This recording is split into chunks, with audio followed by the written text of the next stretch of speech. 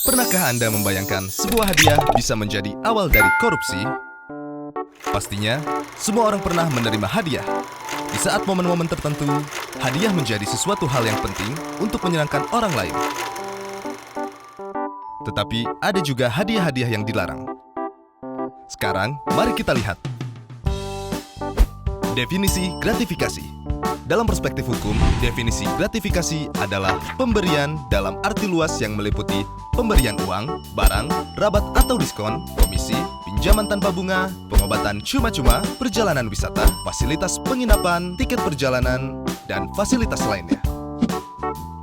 Gratifikasi tersebut baik yang diterima di dalam negeri maupun di luar negeri, dan yang dilakukan dengan menggunakan sarana elektronik atau tanpa sarana elektronik. Semua pemberian ini dikatakan gratifikasi jika penerimanya adalah pegawai negeri atau penyelenggara negara.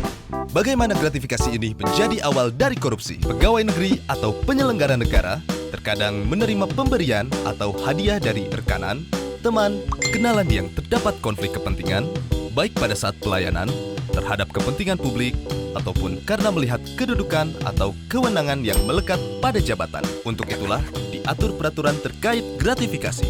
Aturan terkait gratifikasi diatur dalam pasal 12B besar dan 12C besar, Undang-Undang Nomor 20 Tahun 2001.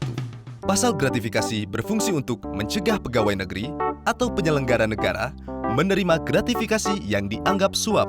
Pengaturan ini dibutuhkan untuk menghilangkan munculnya potensi konflik kepentingan akibat penerimaan gratifikasi dan membangun budaya transparansi, akuntabilitas, dan integritas. Mungkin kita sebagai masyarakat juga belum memahami apa saja unsur-unsur pasal gratifikasi.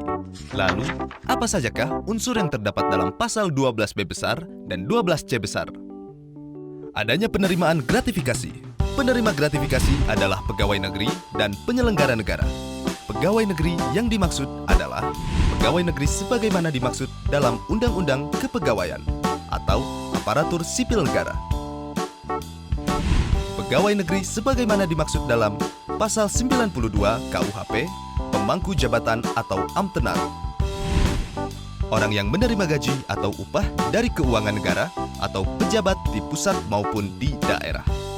Orang yang menerima gaji atau upah dari suatu korporasi yang menerima bantuan dari keuangan negara atau daerah. Orang yang menerima gaji atau upah dari korporasi lain yang mempergunakan modal atau fasilitas dari negara atau masyarakat. Penyelenggara negara yang dimaksud adalah pejabat negara yang menjalankan fungsi eksekutif, legislatif, atau yudikatif, dan pejabat lain yang fungsi dan tugas pokoknya berkaitan dengan penyelenggaraan negara. Gratifikasi yang dianggap suap. Gratifikasi diperoleh dari pihak yang berhubungan jabatan dengan penerima, dan penerimaan gratifikasi tersebut bertentangan dengan kewajiban atau tugas penerima. Gratifikasi yang diterima tersebut tidak dilaporkan kepada KPK dalam jangka waktu 30 hari kerja sejak tanggal gratifikasi diterima. Bagaimana pembuktian penerimaan gratifikasi di pengadilan?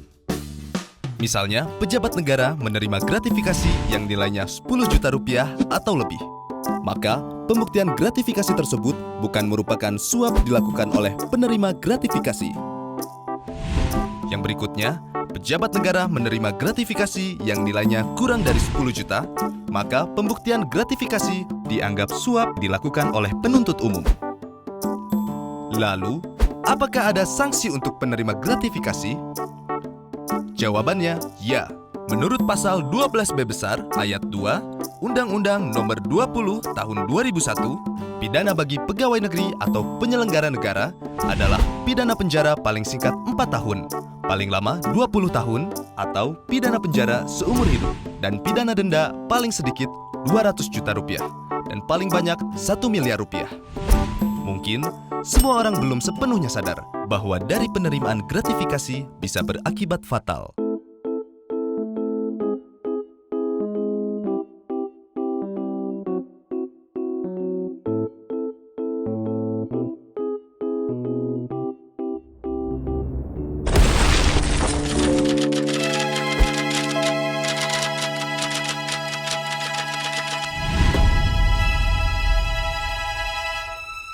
Yuk tolak gratifikasi ilegal.